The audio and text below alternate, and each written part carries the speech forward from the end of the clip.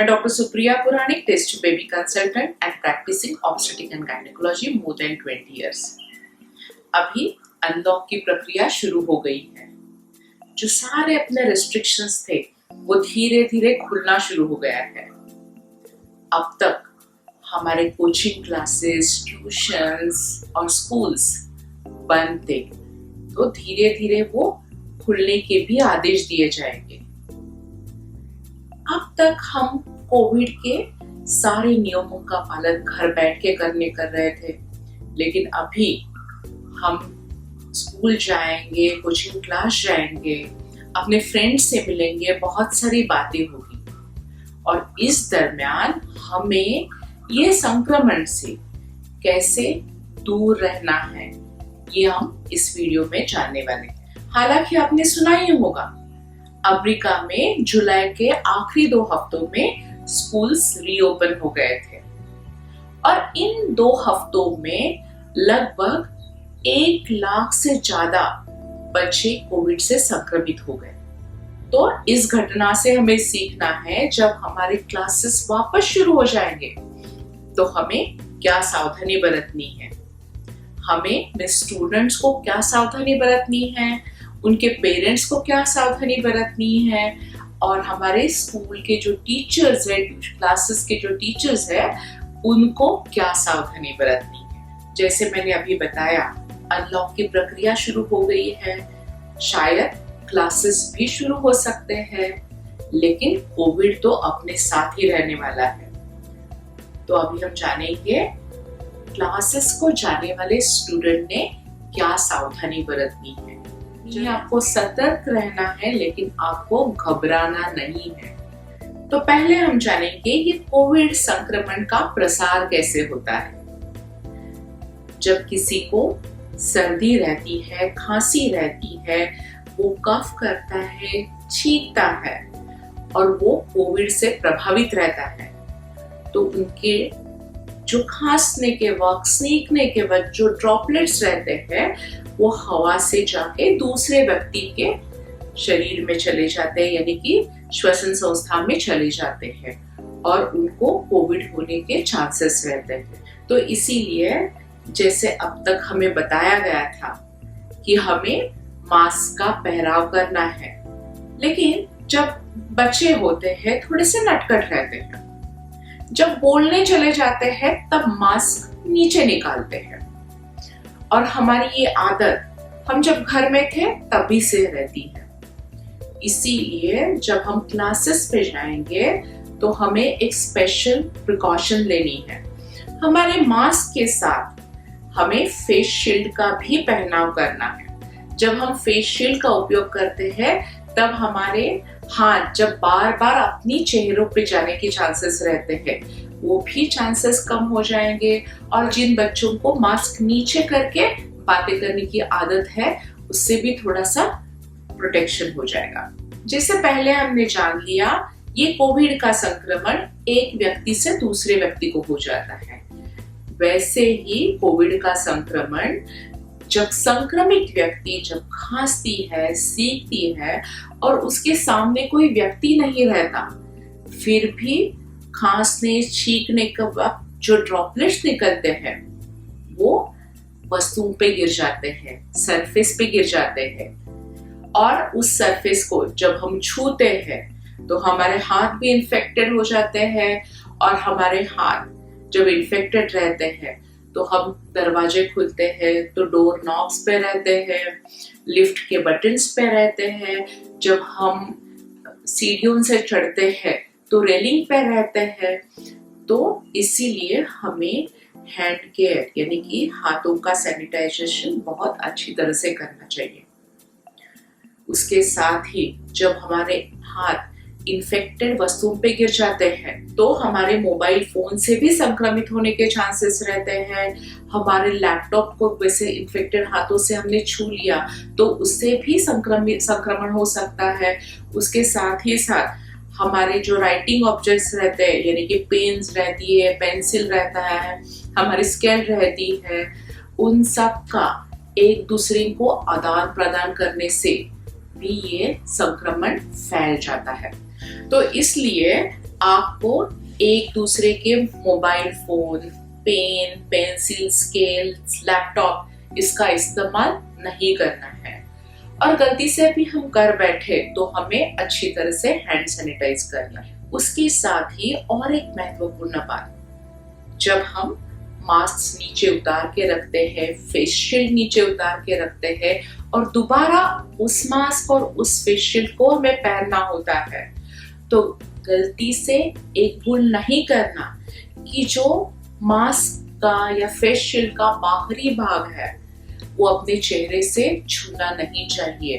यानी कि मास्क की अंदर की साइड अंदर से ही पहनना है और बाहरी साइड बाहर ही रहनी चाहिए, अदरवाइज वो अपने चेहरे पे लग जाएगी और संक्रमण का खतरा बढ़ जाएगा। और एक महत्वपूर्ण बात, आप इतने दिनों के बाद अपने फ्रेंड से मिलने वाले हो, आपको गले मिलने का, शेक हैंड करने की इच्छा जरूर होगी, लेकिन आपको ये बिल्कुल नहीं करना है। आपको सोशल डिस्टेंसिंग यानी कि 6 फीट की दूरी बनाई रखनी है। उसके साथ ही जब आपको बुखार हो, खांसी हो, सर्दी हो, तो आप बिल्कुल आपको क्लासेस में नहीं आना है। आपको क्लास को इन्फॉर्म करना है कि आपको ये सारे सिम्टम्स है और ये सिम्टम्स रहेंगे तो तुरंत आपको आपकी खुद की कोविड की जांच करवा लेनी चाहिए। इसके साथ ही जब आप क्लास से अंदर जाओगे, बाहर आओगे, तो आपके हाथ आपने अच्छी तरह से सैनिटाइज करने हैं। इसके लिए आप सैनिटाइजर का इस्तेमाल करो या वॉशरूम जाके अच्छी तरह से साबुन पानी से हाथ धो लीजिए।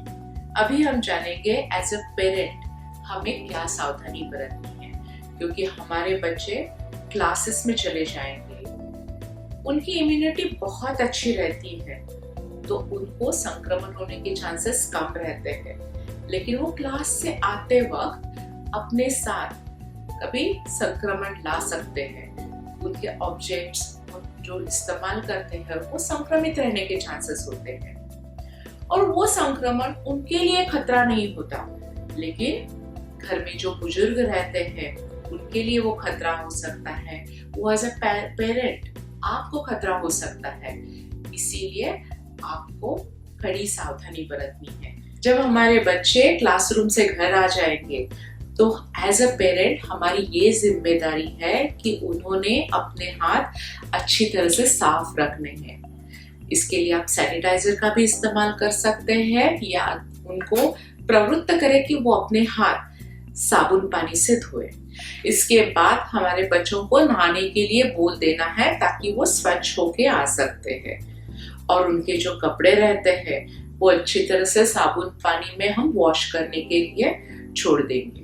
और इसके साथ ही एक महत्वपूर्ण बात यह है, जो बाहर से वो मास्क और फेस शील्ड डाल के आए हैं उनको अच्छी तरह से सैनिटाइज करना है। जो रीयूजेबल मास्क रहता है उसको अच्छी तरह से धोना है और फेस शील्ड को सैनिटाइजर लगा के साफ करना है ताकि वो दूसरे दिन वो पहन सके।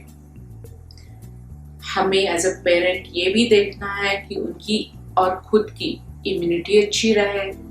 ब्रीदिंग एक्सरसाइजेस आप उनसे करवाते रहिए, आप करते रहिए और आपका हाइड्रेशन और आपका डाइट भी सही होना बहुत ही महत्वपूर्ण है।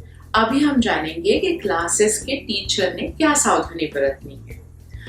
बहुत दिन के बाद वापस हम हमारे क्लासेस शुरू करने वाले हैं। कोविड के पहले की सिचुएशन अलग थी और अभी हमें बहुत ज्यादा सावधानी बरतनी है। अभी हमें हमारे क्लासेस रीशेड्यूल करने पड़ेंगे क्योंकि हमें जो सामाजिक दूरी है, जो फिजिकल डिस्टेंसिंग है, इसका अच्छी तरह से प्रयोग करना है और इसीलिए हमारे क्लासेस में हमें डिस्टेंस मार्कर रखने हैं ताकि हमारे बच्चे 6 फीट की दूरी पे बैठ सकते हैं। और जब हम 6 फीट की दूरी में बच्चों को बिठाए तो क्लास की हमें संख्या यानी कि स्ट्रेंथ कम करनी होगी। शायद एक बैच हमें 2 में डिवाइड करना पड़ेगा, तो ये चीज हमें ध्यान में रखनी है। उसके साथ ही हमारे क्लासेस के जो वॉशरूम टॉयलेट्स रहते हैं उस पे भी हमें ध्यान देना है और वहाँ पानी और साबुन की अवेलेबिलिटी अच्छी होनी चाहिए, इस पे भी ध्यान देना है। इसके साथ हमारे क्लासेस शुरू हो जाएंगे, तो हर एक बच्चे का टेम्परेचर चेक करना बहुत जरूरी है। जब बच्चों को फीवर रहेगा, खांसी रहेगी, सर्दी रहेगी, तो उनको क्लासरूम में अलाउ नहीं करना है। इसके साथ आपको एक बात याद रखनी है, जब बच्चे बाहर से क्लासरूम में एंटर करेंगे तब उनके हाथ सैनिटाइज होने चाहिए, इसीलिए अच्छी मात्रा में सैनिटाइजर का वहाँ अवेलेबिलिटी होनी चाहिए। जब बच्चों के मास्क अच्छे नहीं रहेंगे, कभी कभी कोई बच्चा बिना मास्क का आता है, तो हमारे पास मास्क की अवेलेबिलिटी होनी चाहिए ताकि बच्चा वो मास्क पहन के क्लासरूम में एंटर करे। जब हमारी एक बैच खत्म हो जाती है तो हमें एक बात पे ध्यान देना है कि हमारे 2 बैचेस के बीच थोड़ा अंतर रहना चाहिए, ताकि आप बीच में पैसिलोसीड से सरफेक्स डिसइंफेक्शन कर सकते हो। और कुछ महत्वपूर्ण चीजों पे हमें ध्यान देना है। जब हमारा क्लासरूम बहुत बड़ा रहता है तब हम माइक का इस्तेमाल करते हैं, लेकिन कभी कभी हमारी ये भी आदत रहती है, हम बच्चों को प्रश्न पूछते हैं और उनका आंसर सुनने के लिए हमारा माइक उनके पास चला जाता है। तो ये चीजें हमें अवॉइड करनी है, क्योंकि आप माइक का इस्तेमाल जरूर कर सकते हो, लेकिन वो माइक एक व्यक्ति तक ही सीमित होना चाहिए, उसका आदान प्रदान नहीं होना चाहिए। और एक महत्वपूर्ण बात है, जब आप एग्जाम लेते हो और एग्जाम लेते वक्त आपको बहुत सारे आंसर पेपर करेक्ट करने होते हैं, जो फिजिकली आपके हाथ से आप चेक करते हो, लेकिन इतने सारे पेपर्स को हैंडल करना आपके लिए थोड़ा सा रिस्की हो सकता है, संक्रमण के चांसेस हो सकते हैं। इसीलिए हो सके तो आपकी एग्जामिनेशन आप ऑनलाइन लेने की कोशिश करो। और एक बात, जब आप क्लासेस में पढ़ाते हो तो हमें ब्लैक बोर्ड पे लिखने की आदत होती है, तब हमारी पीठ बच्चों की तरफ रहती है। हमारे पीठ पीछे बच्चे क्या करते हैं उसका अंदाजा हमें नहीं होता। इस मामले में वो अपने कोविड के निर्बंध तोड़ने के चांसेस होते हैं। लेकिन ऐसे सिचुएशंस में आप बच्चों के पेरेंट्स की हेल्प ले सकते हो। जो बच्चों के पेरेंट्स विलिंगली, जो होम मेकर रहते हैं और विलिंगली हमारे बच्चों की सेफ्टी के लिए आपको हेल्प करने के लिए तैयार रहते हैं, इनको हम पेरेंट वॉलंटियर कह सकते हैं। तो उनकी मदद से आप अपने क्लास पे ध्यान दे सकते हो। इसके साथ आपको भी आपकी खुद की हेल्थ पे ध्यान देना है। आपका हाइड्रेशन अच्छा होना चाहिए, आप बहुत अच्छी मात्रा में प्रोटीन्स का सेवन करिए और उसके साथ इम्यूनिटी बूस्टर्स, अपनी जो हर्बल मेडिसिन रहती है वो भी आप ले सकते हो। इसके साथ ही साथ श्वसन के व्यायाम भी करना आपके लिए बहुत महत्वपूर्ण है। इस वीडियो में आपने जान लिया, अभी अनलॉक की प्रक्रिया शुरू हो गई है, अभी अपने कोचिंग क्लासेस कभी भी शुरू हो सकते हैं। तो उस दौरान स्टूडेंट ने, पेरेंट्स ने और टीचर्स ने कौन सी सावधानी बरतनी है। इसके साथ ही साथ आपका पॉजिटिव मेंटल एटीट्यूड होना बहुत ही जरूरी है।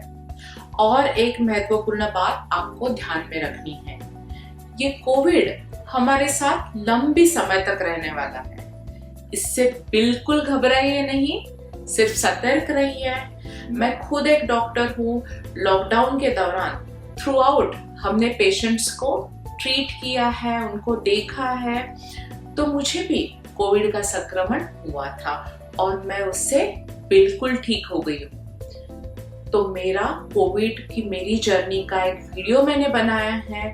अधिक जानकारी के लिए वो वीडियो आप जरूर देखना और इस बारे में आपको कोई प्रश्न रहेंगे तो हमें जरूर लिखिए। धन्यवाद।